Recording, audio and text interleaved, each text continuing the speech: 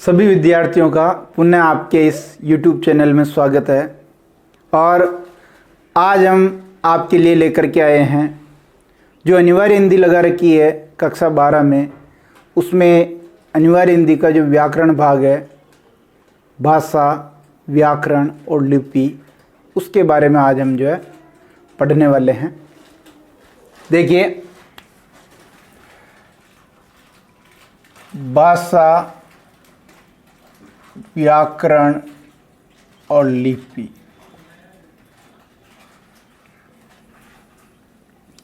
ये भाषा, व्याकरण, लिपि अपना जो है टॉपिक है।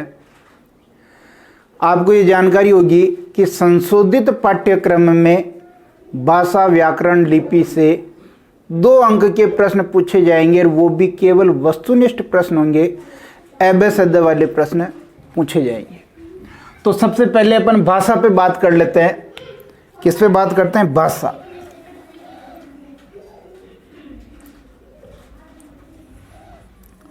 भाषा क्या है? अगर पूछे कि भाषा क्या है, तो भाषा जो शब्द है ये संस्कृत के, यानी संस्कृत की धातु है भास। कौन सी धातु है? संस्कृत की भास धातु से जो ये भाषा शब्द बना है।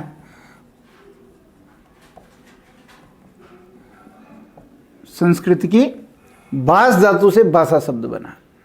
और इस भास का अगर हम अर्थ देखें, भास का, तो भास का अर्थ होता कहना।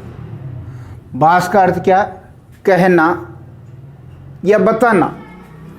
कहना या बताना, ये भास का अर्थ है। तो हम कह सकते हैं कि भाषा क्या है? जो कही जाए या जो बताई जा सके। जो कही जा सके या जो बताई जा सके, यानी बताना का मतलब यानी बोलना, बोलकर ही बताया जाएगा, बोलना।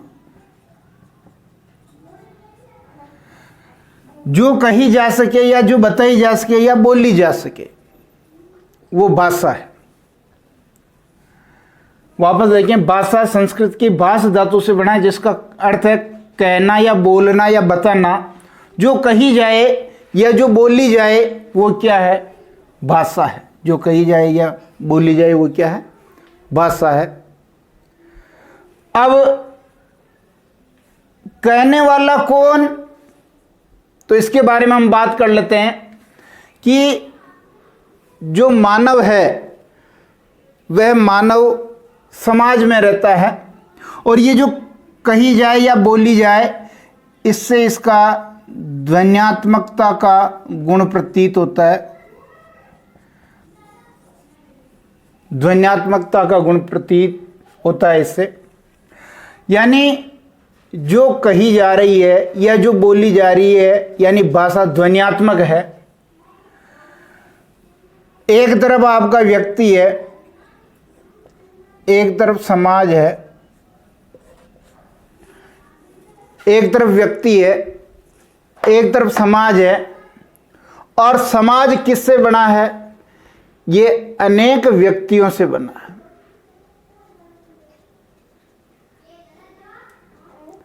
किससे बना है?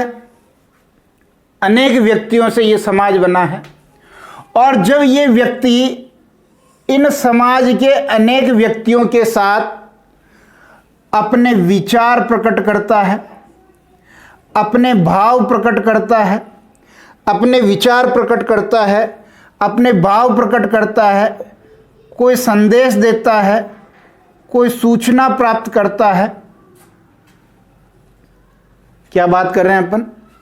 कि व्यक्ति समाज का हिस्सा है।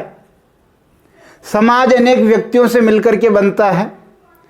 जब ये अनेक व्यक्तियों के साथ कोई व्यक्ति अपने विचार प्रकट कर रहा है, अपने भाव प्रकट कर रहा है, कोई संदेश दे रहा है या कोई सूचना प्राप्त कर रहा है, तो ये कहलाता है विचारों का आदान प्रदान। क्या कहलाता है? विचारों का आदान प्रदान, या इसे और भी कह सकते हैं विचारों की अभिव्यक्ति। विचारों की अभिव्यक्ति यानी मैं व्यक्ति हूं, आप सब जो भी श्रोतागण हैं एक तरह से समाज का रूप हैं। मैं अपने भाव, अपने विचार आप तक पहुंचा रहा हूं। किसके माध्यम से? भाषा के माध्यम से। किसके माध्यम से? भाषा के माध्यम से।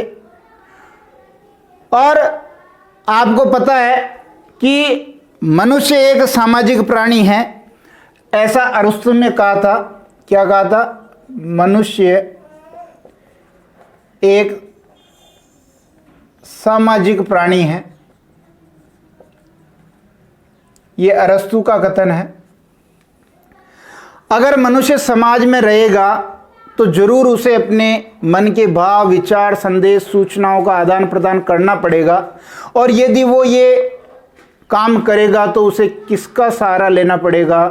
भाषा का सहारा लेना पड़ेगा। जैसे मैं भाषा का सहारा लेकर के आपसे बात कर रहा हूं, भाषा के माध्यम से अपने भावों को, विचारों को आप तक पहुंचा रहा हूं। ये भाषा है।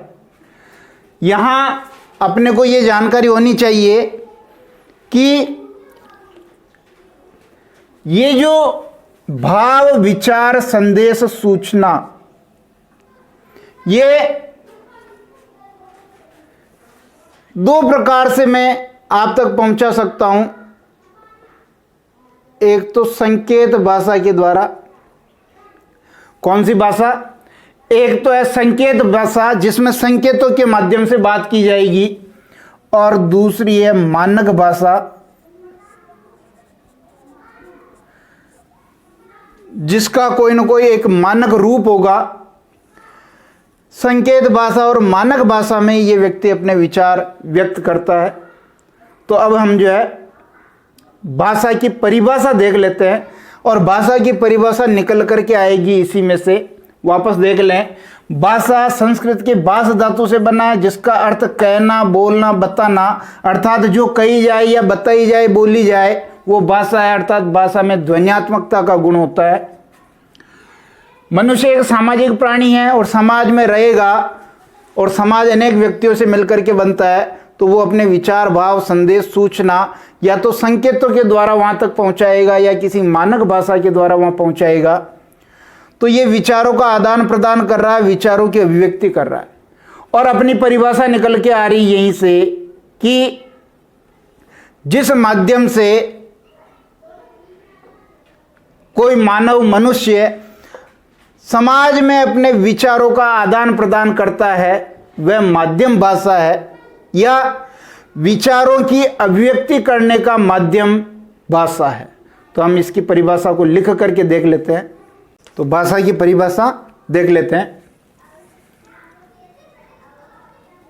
भाषा की परिभाषा देखिए।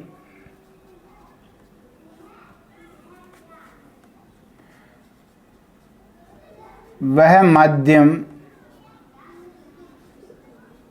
जिसमें मनुष्य अपने भावों या विचारों, मनुष्य अपने भावों या विचारों, वह माध्यम जिसमें मनुष्य अपने भावों या विचारों को अभिव्यक्त करता है, भाषा कहलाती है। यानी वह माध्यम जिसमें मनुष्य अपने भावों या विचारों को अभिव्यक्त करता है, भाषा कहलाती है। इसको हम दूसरे प्रकार से भी लिख सकते हैं कि ये तो एक हो गई, दूसरी ओर लिख सकते हैं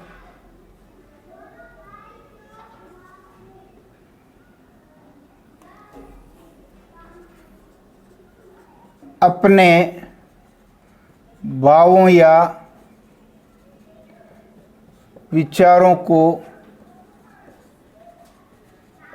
अभिव्यक्त करने का माध्यम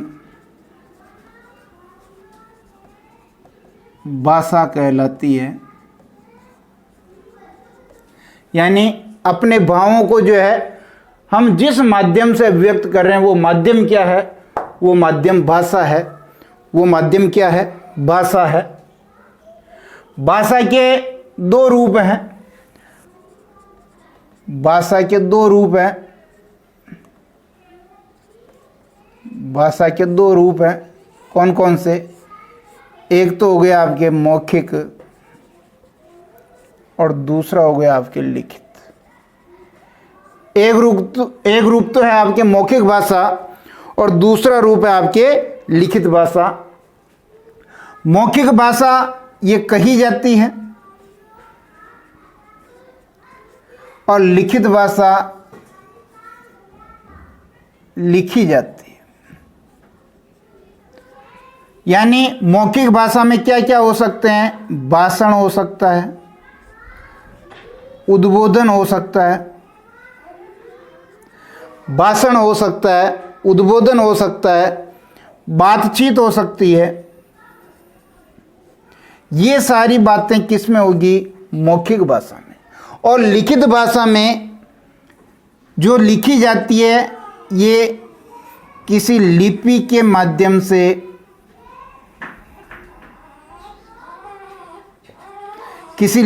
माध्यम से अपने विचार व्यक्त करना। किसी लिपि के माध्यम से अपने विचार व्यक्त करना। यहां लिपि मुख्य है, यहां भाषण, उद्बोधन, बातचीत मुख्य है।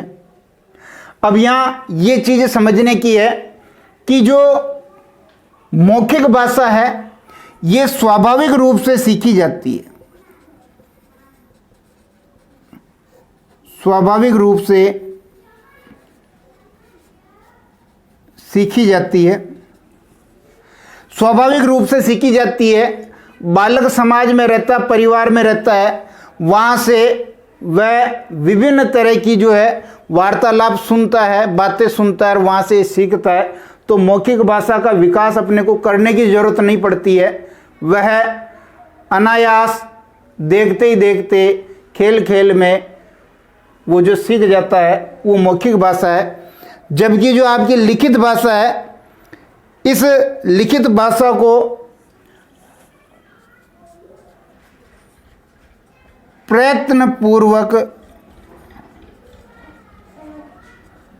लिखित भाषा को सीखा जाता है। अर्थात लिखित भाषा को सीखने के लिए आपको क्या करना पड़ेगा? प्रयत्न करना पड़ेगा, कोशिश करनी पड़ेगी।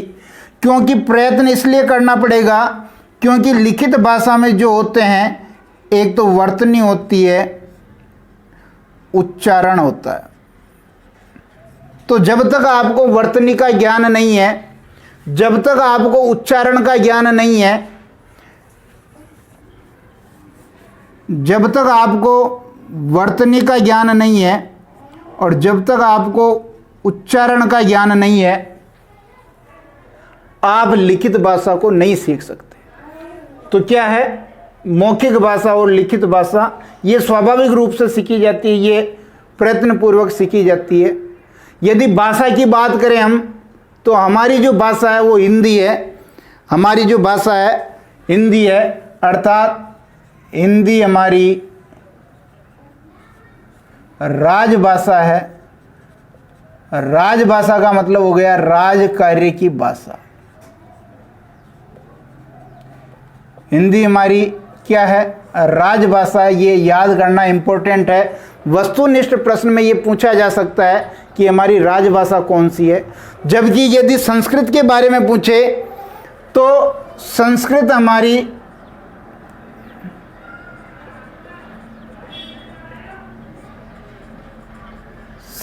हमारी सभी भारतीय भाषाओं की सूत्र भाषा है। यहाँ ध्यान दें, ये सूत्र भाषा है और ये राजभाषा है। ऐसा पूछा जा सकता है कि राजभाषा कौन सी हिंदी है और सूत्र भाषा कौन सी है। संस्कृत हमारी सभी भारतीय भाषाओं की क्या है? सूत्र भाषा है। हिंदी जो भाषा है उसने अपना शब्द भंडार कैसे विकसित किया, तो यहाँ अपन उसकी बात कर लेते हैं। हिंदी भाषा के शब्द भंडार का विकास, हिंदी भाषा के शब्द भंडार का विकास इसने 3 प्रकार से किया। जो हिंदी भाषा के शब्द भंडार का विकास हुआ है वो 3 तरह से हुआ है। एक तो दूसरी जनपदीय भाषाओं से, दूसरी जनपदीय भाषाओं से, दूसरा हुआ संस्कृत से, और तीसरा हुआ आपके समकालीन विदेशी भाषाओं के शब्द भंडार से। समकालीन विदेशी भाषाओं का जो शब्द था वहाँ से, संस्कृत से और दूसरी जनपदीय भाषाओं से क्या हुआ, हमारा हिंदी का जो है शब्द भंडार ये बढ़ा। दूसरी जनपदीय भाषाएं जो भारत में ही अलग अलग हिस्सों की है संस्कृत से, और विदेशी भाषाओं की अगर हम बात करें तो विदेशी भाषाएं बहुत सारी है जिनके शब्द हमने हिंदी में प्रयुक्त करना शुरू कर दिया है। जैसे पुर्तगाली है, डच है, ऐसे ही अरबी है, ऐसे ही फारसी है, ऐसे ही तुर्की है, ऐसे ही और हो सकता है अरबी, फारसी, तुर्की, फ्रांसीसी। ये कुछ भाषाएं हैं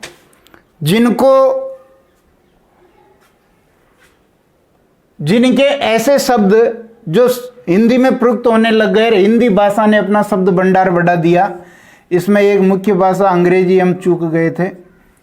ये भाषाएं हैं विदेशी भाषाएं जिनका जो शब्द है वो उनके अपने शब्द हैं, लेकिन हिंदी का हृदय बहुत विशाल है। हिंदी संकुचित मानसिकता की भाषा नहीं है। इसने जो आया उसको अपना लिया, चाहे वो अंग्रेजी शब्द थे, पुर्तगाली थे, डच, अरबी, फारसी, तुर्की, फ्रांसीसी जैसे भी शब्द थे, उन सबको उन्होंने अपना लिया और अपने शब्द भंडार की इसने विकास करना इसने शुरू कर दिया। 3 तरह से किया। तो यहां हम ये कह सकते हैं कि भाषा का एक गुण अपने सामने आ रहा है। भाषा क्या है? परिवर्तनशील है, स्थायी नहीं है। भाषा क्या है? परिवर्तनशील है, स्थायी नहीं है। अर्थात ये जो परिवर्तन होता है, ये भाषा में परिवर्तन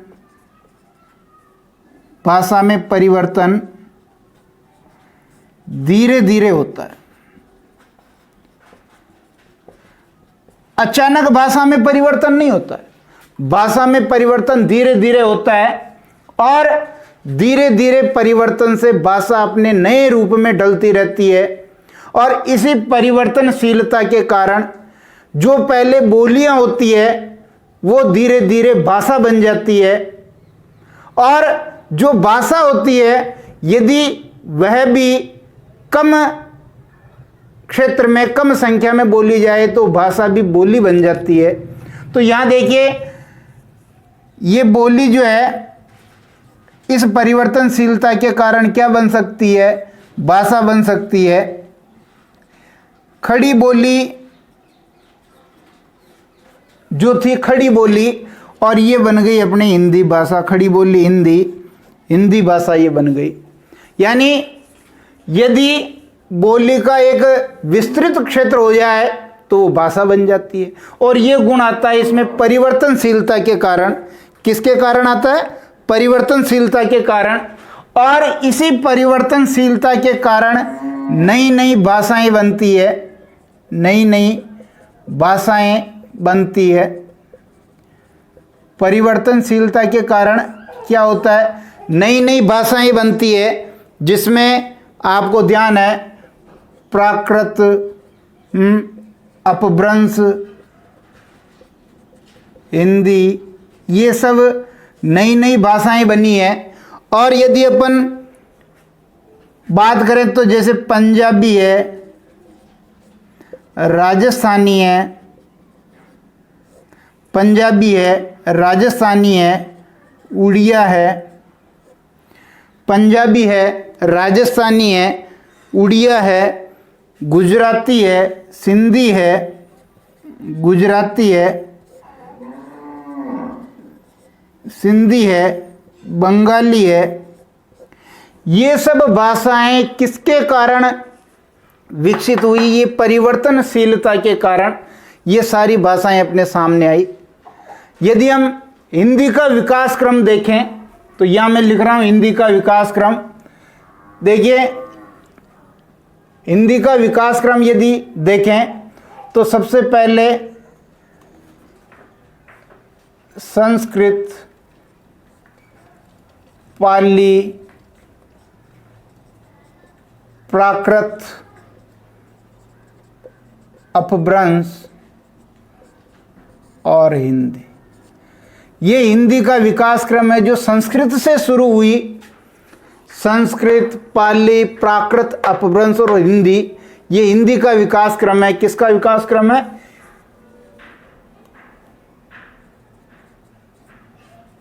हिंदी का विकास क्रम। ये हिंदी का विकास क्रम है जिसमें संस्कृत, पाली, प्राकृत, अपभ्रंश ये सारी भाषाएं बनती गई और आगे से आगे बढ़ती गई। अब इसके बाद अपन भाषा व बोली में अंतर देख लेते हैं। भाषा और बोली के ऊपर हम बात कर रहे थे। बोली किसे कहेंगे? बोली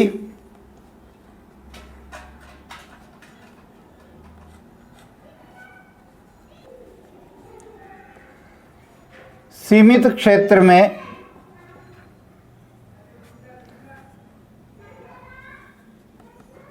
बोली जाने वाली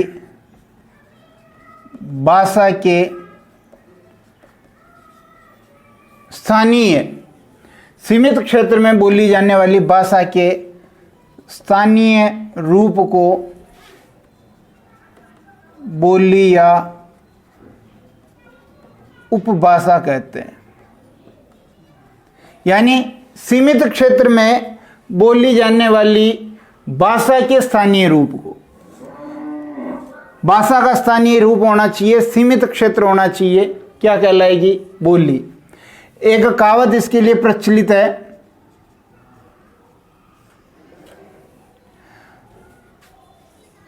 कोस कोस पर पानी बदले 5 कोस पर वाणी। क्या है कहावत? क्या है? कोस कोस पर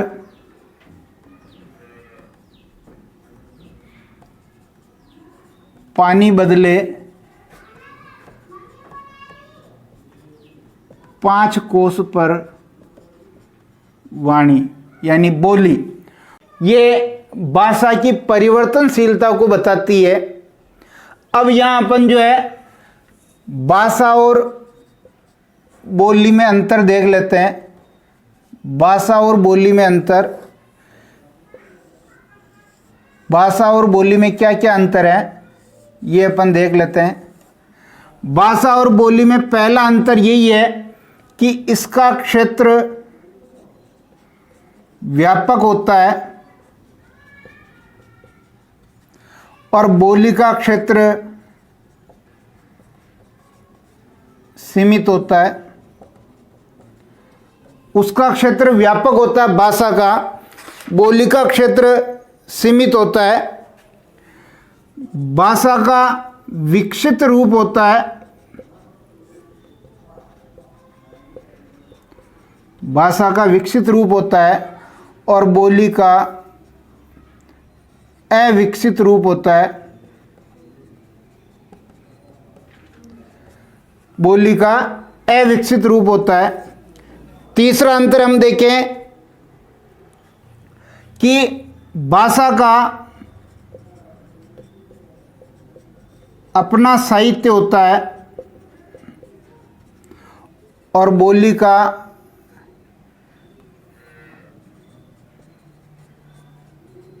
कोई साहित्य नहीं होता है।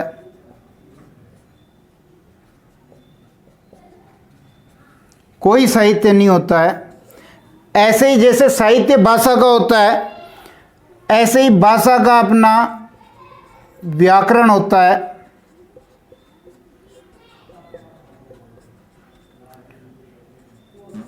और बोली का कोई व्याकरण नहीं होता है।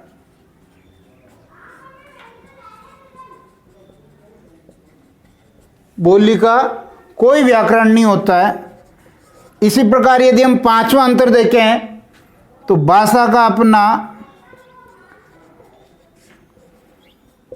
शब्दकोश होता है, डिक्शनरी होती है, भाषा का अपना शब्दकोश होता है और बोली का अपना कोई शब्दकोश नहीं होता है। कोई शब्दकोश नहीं होता है। ये पांच मुख्यतः अंतर हैं भाषा और बोली में कि इसका व्यापक क्षेत्र है, इसका सीमित क्षेत्र है, ये विकसित है, ये अविकसित है, इसमें साहित्य लिखा जाता है, इसमें साहित्य नहीं लिखा जाता है, इसका व्याकरण होता है, इसका कोई व्याकरण नहीं होता है, इसका शब्दकोश होता है, इसका कोई शब्दकोश नहीं होता। बोली आम बोलचाल की होती है,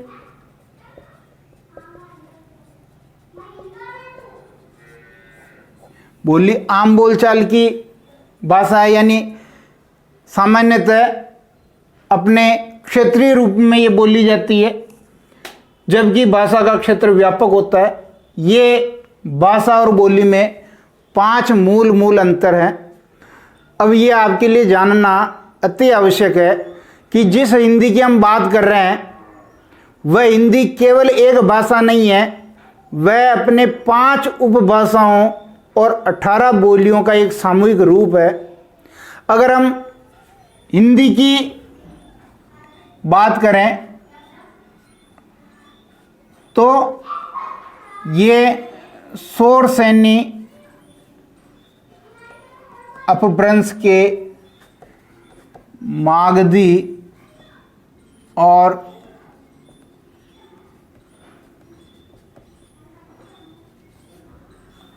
अर्धमागधी रूप से विकसित हुई है।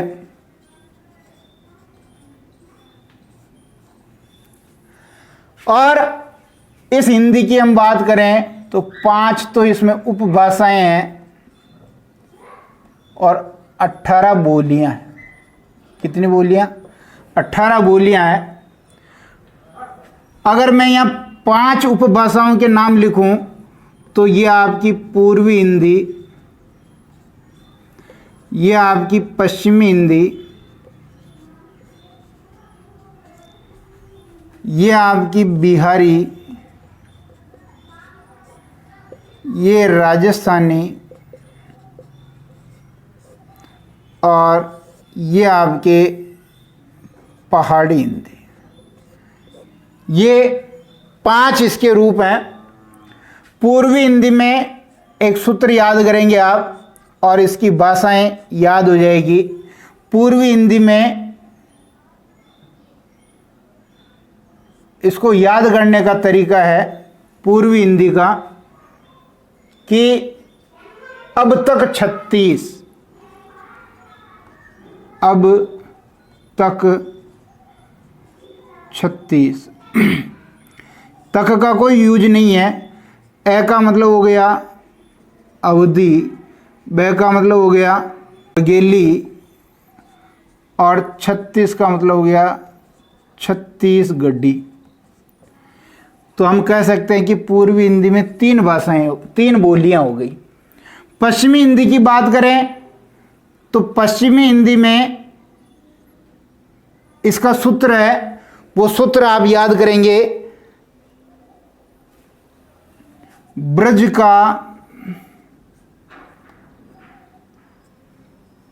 का खक बाबू। तो एक भाषा, एक बोली हो गई आपके ब्रज का कोई मतलब नहीं है।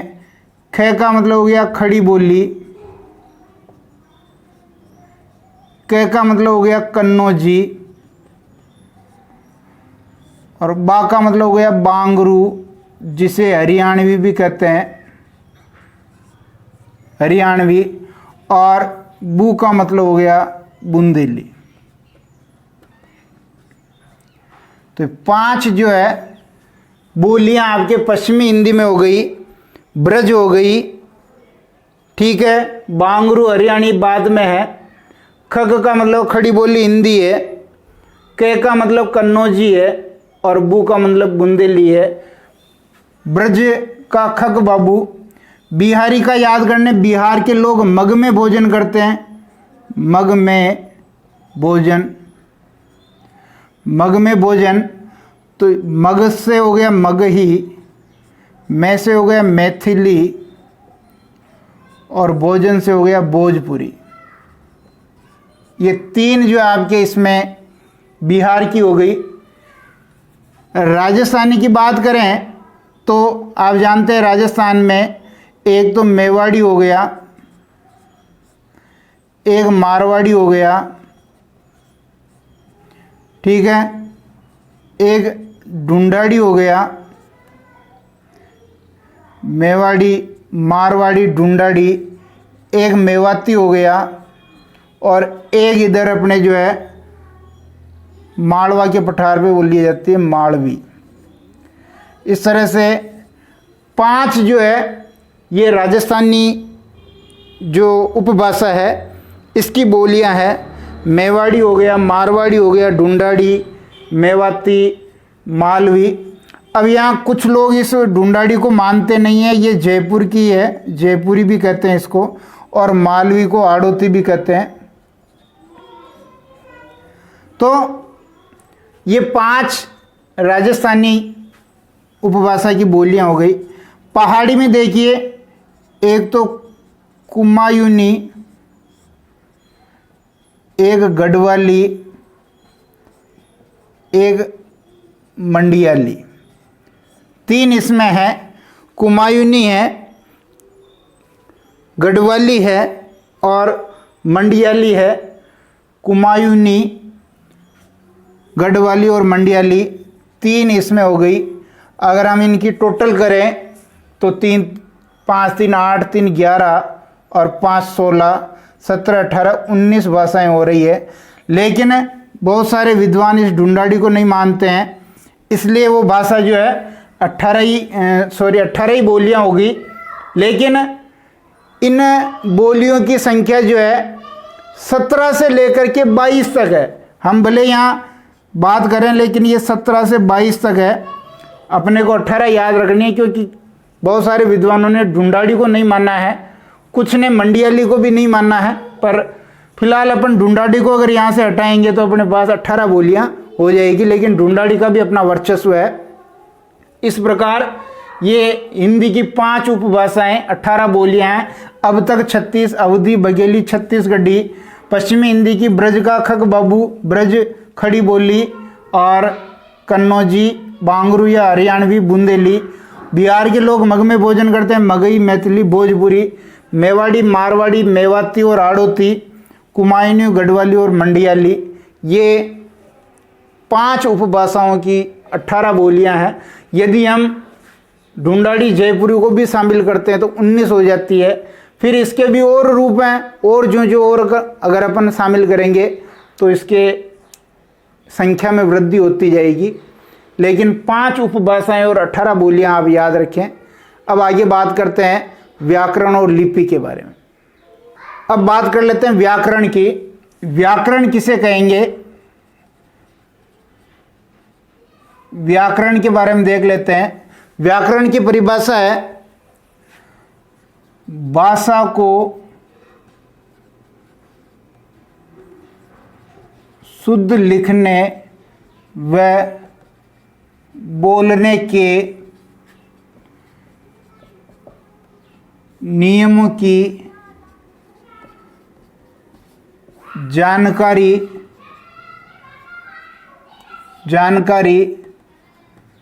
देने वाला शास्त्र व्याकरण है। यानी भाषा को शुद्ध लिखना और शुद्ध बोलना, ये नियम अगर कोई शास्त्र दे रहा तो वो व्याकरण है। इसे हम दूसरी तरह से भी लिख सकते हैं, चाहे तो ये लिखें चाहे ये लिखें कि व्याकरण उस शास्त्र को कहते हैं जिसमें भाषा को शुद्ध लिखने व बोलने के नियमों की जानकारी दी गई हो। दोनों का एक ही भाव है। चाहे दूसरी परिभाषा देखें, व्याकरण उस शास्त्र को कहते हैं जिसमें भाषा को शुद्ध बोलने व लिखने के नियमों की जानकारी दी गई हो। यहाँ पर भी शुद्ध लिखने बोलने के नियमों का शास्त्र है और यहाँ भी नियमों की जानकारी दे रहा है जो शुद्ध लिखने व बोलने के बारे में बता रहे हैं। अगर बात करें व्याकरण के 3 अंग हैं, व्याकरण के अंग ये 3 हैं। एक तो है वर्ण विचार, एक है शब्द विचार और एक है वाक्य विचार। इन व्याकरण के अंतर्गत अपन वर्ण विचार, शब्द विचार और वाक्य विचार को हम पढ़ते हैं। अर्थात हम क्या क्या पढ़ सकते हैं इसमें, हम ध्वनि पढ़ सकते हैं, हम वर्ण पढ़ सकते हैं, हम पद पढ़ सकते हैं, हम पदांश पढ़ सकते हैं, पद पढ़ सकते हैं, पद का अंश पढ़ सकते हैं, इसी प्रकार वाक्य पढ़ सकते हैं और वाक्यांश पढ़ सकते हैं। ये सारी चीज़ें वर्ण विचार, शब्द विचार और वाक्य विचार के अंतर्गत आ जाएगी। इसलिए व्याकरण वह शास्त्र है जिसमें भाषा को शुद्ध लिखने और शुद्ध बोलने के नियमों की जानकारी दी गई हो। यानी एक नियमों का शास्त्र है, एक नियमों की बात करने वाला व्याकरण है जो भाषा को शुद्ध लिखने और शुद्ध बोलने पर जोर देता है। लिपि के बारे में बात कर लेते हैं। व्याकरण के बाद अपना बिंदु है लिपि, और लिपि का संबंध है ध्वनि चिन्हों से या संकेतों से। ध्वनि चिन्हों से या संकेतों से लिपि का संबंध है। परिभाषा देखेंगे। परिभाषा भाषा की